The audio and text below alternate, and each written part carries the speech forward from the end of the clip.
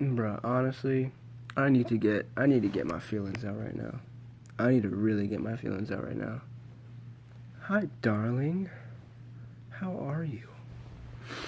Oh my god. I need to talk about last night, bro. I don't care who joins on. I just need to talk about it.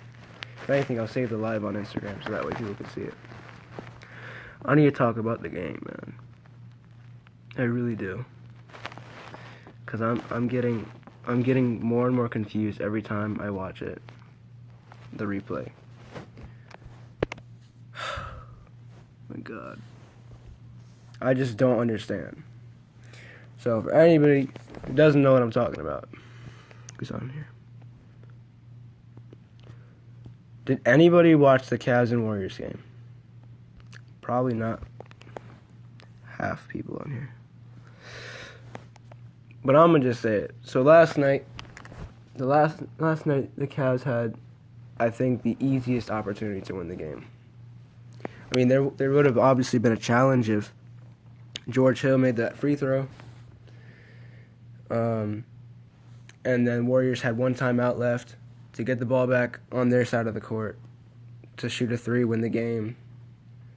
Or if anything, win the game with a layup or something. But what I don't understand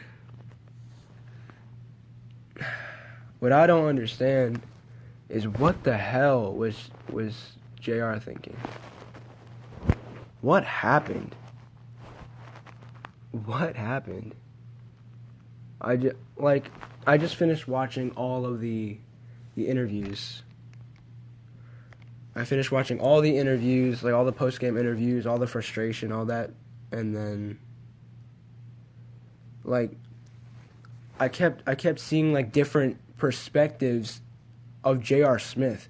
Like he was acting as if like he thought one thing, and then immediately after he just changed his mind of what he thought during the play. Like, what even is, like, how? Why?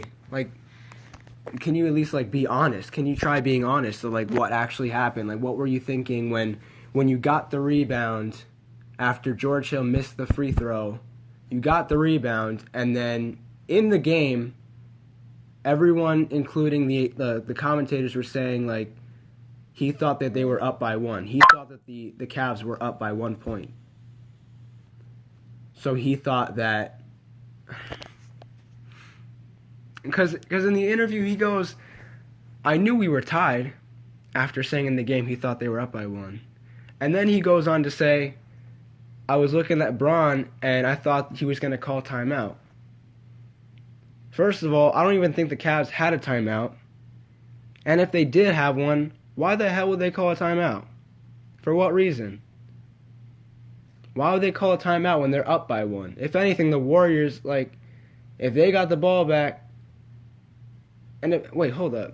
If they were up by one, why wouldn't you just stand there with the ball in your hands? Why wouldn't you just stay there, cradling the ball in your hands to make sure that you have possession so that way they can foul you to shoot more free throws? Why would you go on to say that I thought he was going to call timeout, and I knew we were up by one? And even though, and he said that they were tied, right? Like he said, in another interview, there were like two interviews with JR. There was two. Like the second one, I think it was a little bit after, like a little bit more after the game. He goes, I knew we were tied. So then why the hell, when everyone said, and when everyone interpreted what he was saying like he thought they were up by one, why would you want to call timeout if you have the ball no.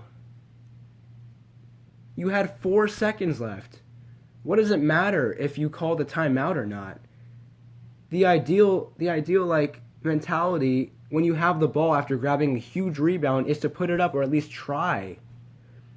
If you're tied and you get the rebound, if you knew you were tied, if that's what you're really thinking, then why wouldn't you just attempt to make a layup or draw contact to get fouled? You were in the penalty. You could have shot more free throws. This upsets me so much because, like, I don't even care about the Cavs, man. I don't even care about the Cavs. The only reason why I'm doing this right now is because I just finished watching LeBron's post-game interview. That was tough, man. That was tough to watch. I haven't seen LeBron that mad, I don't think, ever, in like an interview or anything. He's always been, calm and humble, and like he's never expressed any like real frustration in an interview or anything. Like, not even after really a game. I mean, at least not that I can remember. Like, I don't know, man. That's ridiculous. I just feel so bad. LeBron literally does everything. He sets up his teammates to help win this game. And he scores, he rebounds, he does everything. Like, I know everybody knows this, but I just can't get it out of my head because it's just so annoying how everything has to... And then not only that, but even before the whole big rebound by J.R. Smith, even before that BS call with the charge, as if it was called as a blocking foul. Why was it called? He really showed his frustration there too, because he was saying how he's always been sure, like that particular play was the most sure thing about, like, in his whole career, that he knew what he was doing. Like, out of anything, he knew that was a charge rather than a blocking foul. I hate referees. They ruin the game. If anything, if we're going to really point fingers of whose fault it is, why the Cavs lost, it's the refs' fault. It's the refs' fault. It's all their fault.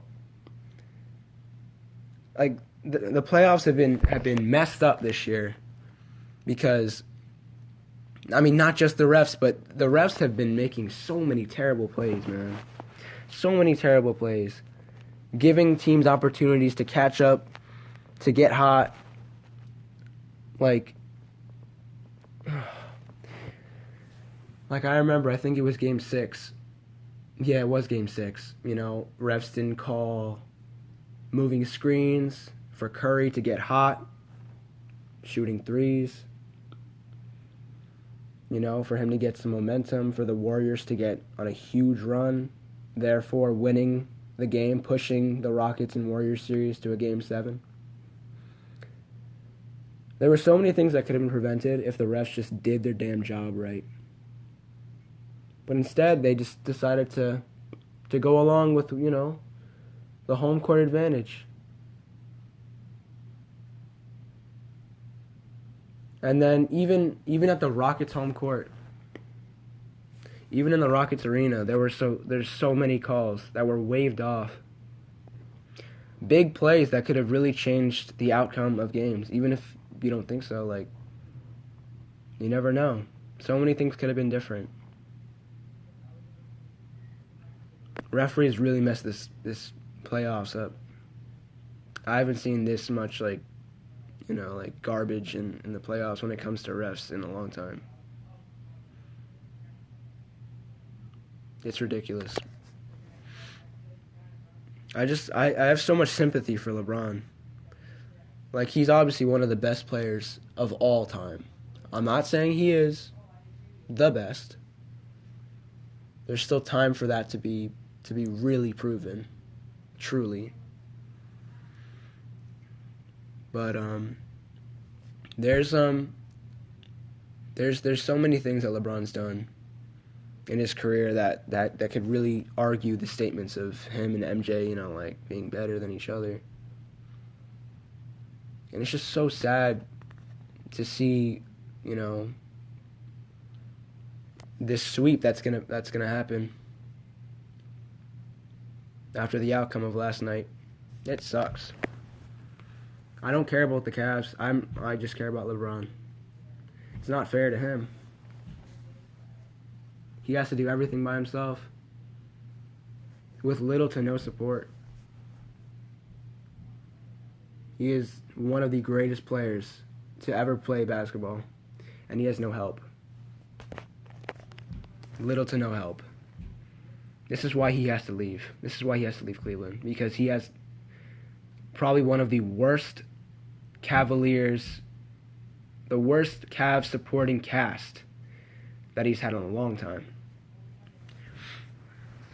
I mean, you can't say that he's never had help in his career just because, like, you know, in Miami. But